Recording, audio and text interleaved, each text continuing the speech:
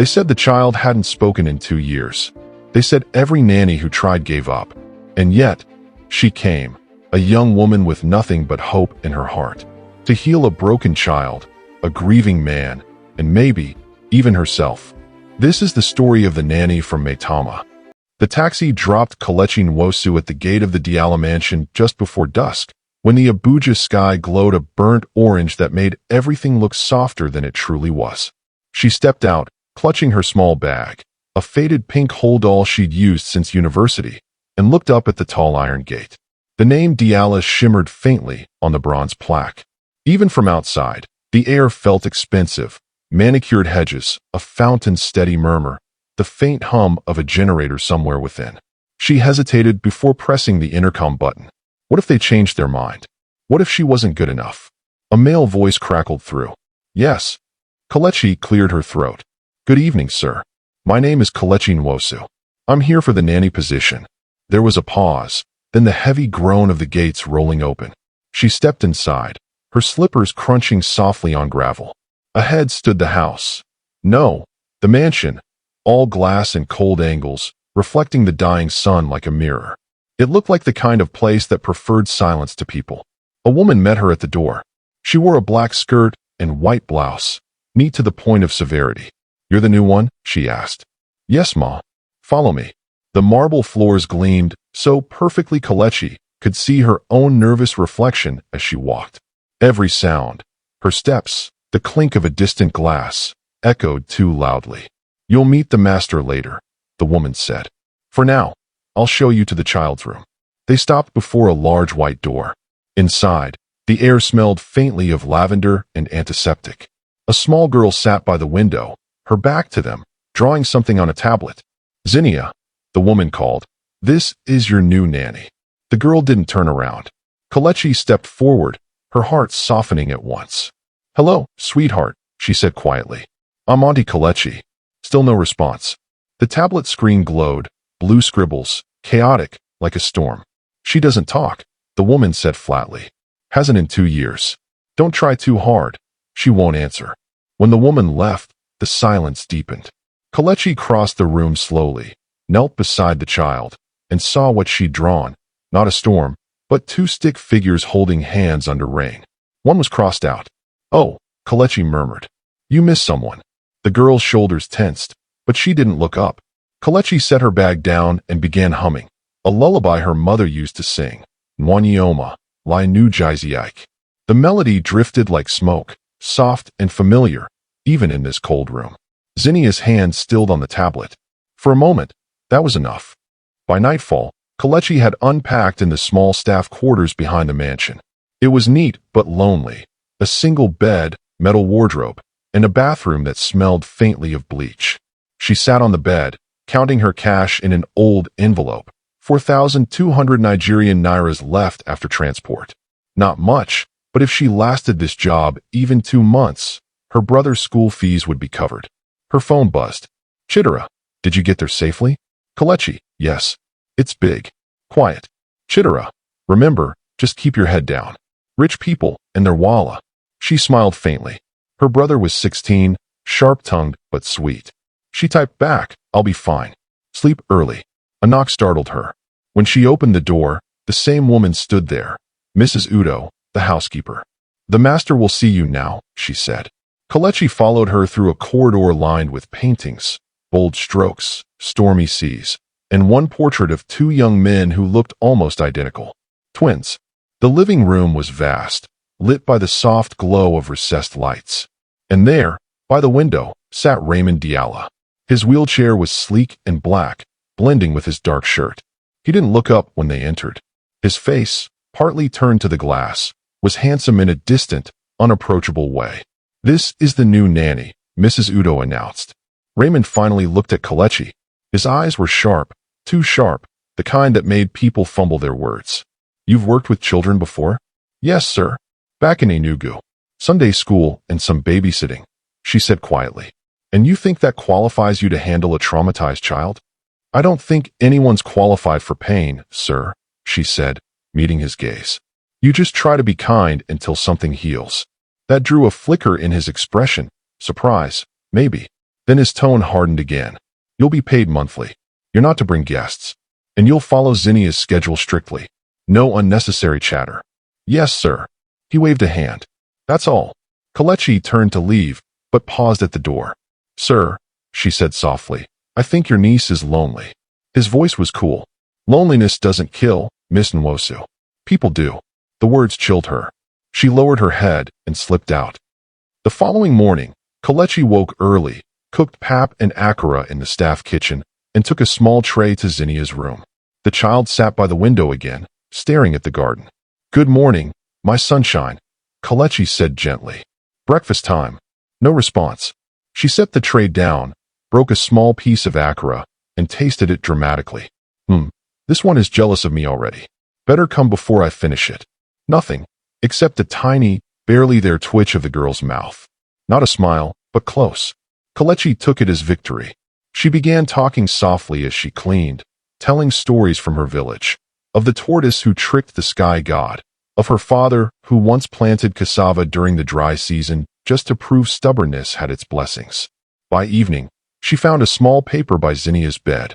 A drawing again, this time, a woman singing beside a tree. The words beneath were clumsy but legible. Song Lady. Kelechi pressed the paper to her chest, eyes stinging. Days passed quietly. The mansion had its rhythms. The low hum of generators, the echo of Raymond's wheelchair across marble, the gardener trimming hedges at sunrise. Yet something in that stillness began to shift. One night, while taking Zinnia's laundry downstairs, Kelechi heard a thud, sharp, heavy, from the east wing. Her heart leapt.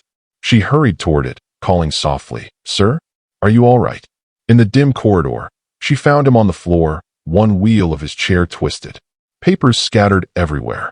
His face was twisted with frustration. Don't touch me, he snapped when she stepped forward. But you, I said leave. She hesitated. Then, quietly, you're not broken, sir. You just forgot how strong you are. Something cracked in his expression, not anger, not exactly. She knelt, steadying him as he dragged himself back to the chair. For a moment, their eyes met, his dark and weary, hers soft but steady. When he was seated again, his voice was low. You should have left me there. Maybe, she said gently, but I didn't. She turned to gather the fallen papers, sketches of code, company plans, things he must have worked on once. He watched her silently, the muscle in his jaw tightening. That night, long after she'd gone, Raymond dreamed of his brother for the first time in months. The laughter, the accident, the sudden silence. He woke with tears on his face. And down the corridor, Kelechi sat awake, listening to the quiet hum of the mansion, wondering what kind of grief could make a man build his world out of glass. Beautiful, but meant to keep people out. She whispered a prayer under her breath. Lord, please, let something here heal. The dry season crept softly into Maitama, and with it came a stillness that made even the birds too lazy to sing. Inside the Diala mansion, the air felt gentler these days. The girl who once sat by the window in silence now followed Kelechi around the house, clutching a small brown teddy she'd found buried under old blankets. She still didn't speak, but she listened, eyes wide, attentive, as Kelechi told her stories about Enugu Hills, about the river that shimmered like liquid glass, about the mango tree behind her childhood home. Raymond noticed the difference too, though he said nothing. From his study, he sometimes heard Zinnia giggling, soft, breathy sounds like a bird testing its wings after a long storm. And always, somewhere behind that sound, was Kelechi's voice, patient, steady, full of quiet music. He told himself it was good for the child, that was all. But some evenings, when the house was too still and her humming drifted down the corridor, he found himself lowering his work tablet just to listen. Kelechi's days began before sunrise. She cooked Zinnia's meals, made the beds, sometimes wheeled Raymond's breakfast tray to his study if the housekeeper wasn't around. He never thanked her, not directly, but she noticed the subtle things, how he no longer turned away when she entered the room, how his voice had softened from ice to steel warmed by sunlight. One morning, as she set a cup of tea beside his laptop, he asked without looking up, "That song you hum every night, what language is it?" She blinked, surprised. "Igbo, sir. My mother used to sing it." "Translate it." Kelechi hesitated, then recited softly.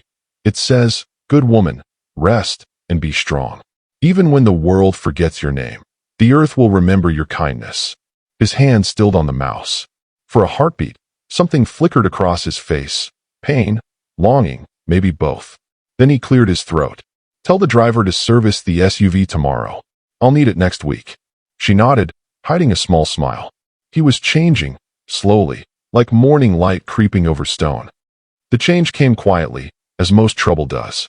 It was a Friday afternoon. Zinnia and Kelechi were in the garden, sketching with chalk on the walkway, when the sound of a car engine broke the calm. A sleek black Mercedes slid through the gate, its tires whispering on the gravel. The girl froze, chalk slipping from her hand. A woman stepped out, tall, stunning, wrapped in designer confidence. Her hair fell in dark waves, and the air around her smelled of jasmine and something sharper. Mirabelle Okafor.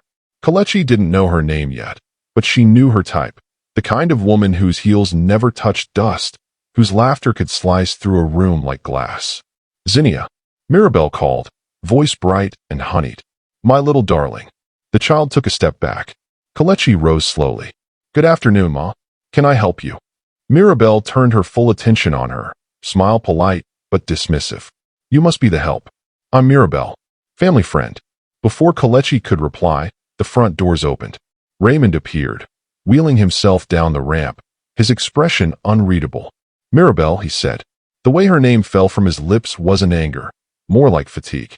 She laughed softly. "Still as dramatic as ever, Toby. Aren't you going to say hello properly?" Kelechi felt Zinnia grip her hand, trembling. Raymond's jaw tightened. "Mrs. Udo didn't inform me of any visit." "Well, surprise," Mirabelle said lightly, gliding toward him. "I came to see how you're doing. It's been 2 years, Toby. You can't hide forever." Something in his eyes darkened, but he didn't stop her when she bent and pressed a kiss to his cheek. That evening, the mansion felt smaller. Mirabelle's laughter carried down the halls, too bright, too forced. She stayed for dinner, insisting on cooking herself. "Pasta? The way you liked it," she said.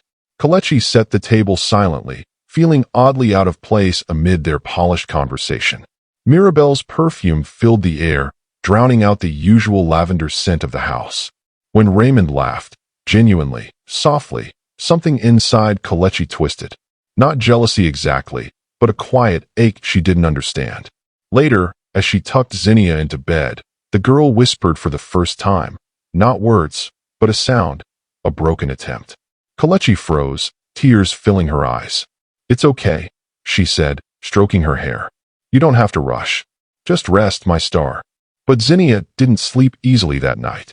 She tossed, murmuring, clutching her teddy close. The next few days blurred together. Mirabelle seemed to have moved in, her clothes filling the guest closet, her laughter echoing too loudly. She brought Raymond breakfast on a tray with orchids, scolded him for working too much, and praised him in front of staff like they were actors in her little show. Kelechi tried to stay out of sight, but the tension pressed on her. Once, she found Mirabelle standing by the garden window, talking softly on her phone. "Yes, I told you. He's still vulnerable," Mirabelle said, her tone sharp now, stripped of sweetness. "Of course he trusts me, he always did. Once I get those shares transferred, I'll vanish. He's too desperate to notice." Kelechi's heart thudded. She stepped back quietly, mind racing. Should she tell him? Would he even listen? That night, she knocked on his study door. He was alone, typing something on his laptop. "Sir, may I speak with you?" He didn't look up. "Make it quick. It's about Miss Mirabelle." Her voice trembled despite her effort.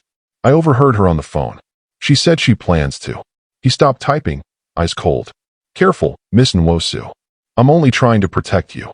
He gave a short, humorless laugh. "Protect me? From what?" "A woman who actually knows me. Unlike the nanny who's been here barely 3 months." The words hit harder than she expected. "Sir." He wheeled closer, his tone sharp. "You forget your place, Miss Nwosu. You're an employee. Don't mistake kindness for closeness." Kelechi felt her throat tighten. "Understood, sir." She turned quickly, blinking back tears. When she reached the corridor, her vision blurred. Behind her, his voice echoed faintly, a curse, a sigh, but she didn't stop. The next morning, Mirabelle struck. Kelechi was folding laundry when Mrs. Udo stormed in, holding a glittering necklace. "This was found in your drawer," she said. Explain. What? That's not mine. Before she could say more, Raymond rolled in. His face was closed, expressionless. Mirabelle stood behind him, hand on his shoulder, eyes glinting with feigned pity. Kelechi, he said quietly. You've disappointed me. She froze. Sir, I didn't. Enough. Pack your things. Mirabelle gave a small, sympathetic sigh. People do strange things when they're desperate. Kelechi's vision swam. She wanted to scream, to tell him everything. But the weight of his disbelief crushed her voice. When the guards let her out, Zinnia appeared at the top of the stairs, barefoot, clutching her teddy. Tears streaked her small face. Auntie, she cried, clear, sharp, trembling. Daddy, please don't. The words hung in the air like a spell breaking. Everyone froze. Raymond, Mirabelle, even the guards. Zinnia's voice cracked again, sobbing now. Don't send her away. Kelechi covered her mouth, tears streaming. Raymond's hands shook on his wheels, his face pale. But pride, that cursed, heavy pride, held him still. Go, he whispered. So she went. That night, the mansion was quieter than it had ever been. Zinnia refused to eat, refused to speak again. Mirabelle poured Raymond a drink, smiling faintly. You did the right thing, she said. He didn't answer. Somewhere deep inside, something felt terribly wrong, a hollow growing wider by the hour. In a small room in Nyanya, Kelechi sat on her narrow bed, listening to the hum of traffic and the distant call of suya vendors. Her bag lay open beside her, half unpacked. She kept seeing Zinnia's face, hearing her voice. Daddy, please don't. Kelechi pressed her hands to her face and wept until dawn. The sun had barely risen over Nyanya when Raymond Diala's black SUV hissed to a stop outside a modest compound. Dust swirled around the tires, rising like ghosts from the cracked pavement. He stared at the faded gate, at the small, peeling sign that read Kelechi Nwosu. His chest felt tight, heavier than he had expected. Pride, stubbornness, regret, all tangled together in one hard knot. He had spent 2 days sitting in the mansion, listening to Zinnia cry for the nanny who had cared for her with more heart than he had ever allowed himself to show. Mirabelle's laughter still echoed in the marble halls, her voice like glass scraping against glass. And the knowledge of her betrayal, the recordings Kelechi had tried to warn him about, gnawed at him relentlessly. He had ignored her warning. He had let jealousy and pride guide him. And now, he had no choice but to make things right. Kelechi's room was simple, a single bed, a small wooden wardrobe, a rickety fan that did little against the morning heat. She sat on the edge of the bed, staring at the wall, her hands folded tightly in her lap. She hadn't eaten since arriving the previous night. Zinnia's absence weighed on her like a stone in her chest. The knock at the door startled her. She rose slowly. Raymond. Her voice was wary, cautious. How? He wheeled himself inside, his eyes softer than she had ever seen them. There was no anger now, only raw, unguarded truth. Kelechi, he said quietly. I was wrong. I was a fool. And I've spent 2 days realizing just how much I've lost. She blinked, fighting the swell of emotion in her chest. Sir, you. He held up a hand. No titles here. Not anymore. Call me Raymond, if you can. I didn't believe you before, but I do now. I saw Mirabelle. I heard her. And she lied, Kelechi. She lied to me in every way possible. Kelechi's throat tightened. She wanted to run to him, to grab him, but she held herself back, afraid of what his pride might do next. I know I hurt you, he continued, his voice breaking slightly. I let her words, her schemes, blind me to the only truth I had left. And the girl, the child, Zinnia hasn't stopped asking for you. She refuses to eat, to speak. She knows who cares for her. Tears pricked her eyes. She swallowed hard. I didn't want her to suffer because of me. I didn't think you'd. He shook his head, swallowing his own tears. I should have trusted you. You were the only one who saw her pain. The only one who saw me, really. The drive back to Maitama was quiet, the city slowly waking around them. Zinnia sat between them in the back seat, clutching her teddy tightly, eyes wide and cautious. The moment the gates of the mansion opened, she bolted out, running toward Kelechi. Auntie Kelechi, she cried, throwing her arms around her legs. Her laughter rang clear, breaking through the heavy air like sunlight through storm clouds. She clung to Kelechi's waist, finally speaking again in the one voice that had always been reserved for the woman who had tended her heart. Raymond watched, tears streaming down his face. The sight of his niece, laughing, speaking, alive, it hit him like a revelation. His wheelchair felt lighter somehow, as if the world outside the glass walls hadn't hardened him entirely. "Kelechi," he whispered, wheeling closer, voice trembling. "Thank you for everything." She looked at him, seeing vulnerability, pain, and hope tangled in his dark eyes. "You don't have to thank me," she said softly. I cared." He swallowed, shaking his head. "I wasn't ready for someone to care for me. Not like this. Not for Zinnia. Not for me. But I see now. I can't let this go. I can't let you go." Mirabelle's defeat came quietly but decisively. Raymond had recorded her confession over a single, careless phone call, her laughter revealing every deceit. Within hours, she was escorted out of the mansion by the police. Her perfume lingered in the rooms for days, a bitter memory of her betrayal. Life inside the glass mansion shifted after that. Zinnia returned to her old routines, but this time with warmth, humming the lullabies Kelechi had sung, even making up her own little stories in broken words. Raymond began to open up, letting her help in ways he hadn't allowed before, small gestures at first, asking for her advice on meals, letting her adjust Zinnia's schedule. One late afternoon, under the mango trees in the garden, Raymond wheeled himself slowly toward Kelechi. The sun cast golden light over the blossoms, their scent heavy in the warm air. He held a small ring between his fingers, trembling slightly, not from age or weakness, but from emotion, fear, hope, and love all wrapped together. "I can't walk to you," he said softly, voice low, almost breaking. "But I promise to never stop reaching for you." Kelechi knelt beside his wheelchair, tears stinging her eyes. She reached for his hand, holding it gently. "You already did," she whispered. Zinnia ran up, giggling. "Say yes, Auntie Kelechi." Kelechi laughed, a sound full of relief and happiness. "Yes," she said. The garden around them seemed to lean in closer, leaves rustling gently in the evening breeze. The hibiscus bloomed in bright reds and pinks, their scent mingling with the fading warmth of the sun. Raymond's eyes glimmered, the weight of loss and grief lifting ever so slightly, replaced by the fragile, careful beginnings of trust and love. For Kelechi, the mansion no longer felt cold and unwelcoming. It had walls of glass, yes, but inside them, there was life, laughter, and healing. She had come seeking work, but she had found family, purpose, and love, and, finally, a place where she could belong. And in that quiet, golden moment, a wounded man found peace, a broken child found her voice, and a woman who had nothing discovered everything love was meant to be.